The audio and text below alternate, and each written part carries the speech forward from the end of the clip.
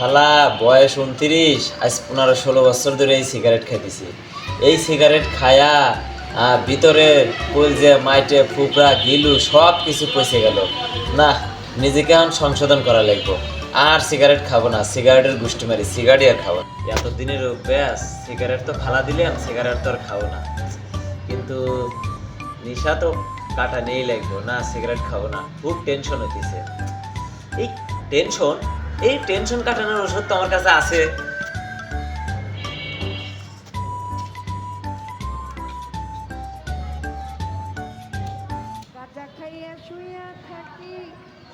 আহ tension দূর হয়ে গেছে। টেনশন না, সিগারেট তো পালাইছি, চালার সিগারেট আর খাবো না।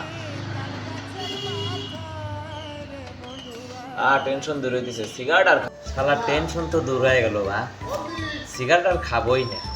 ই শালা আবার না মাথায় টেনশন আসলো।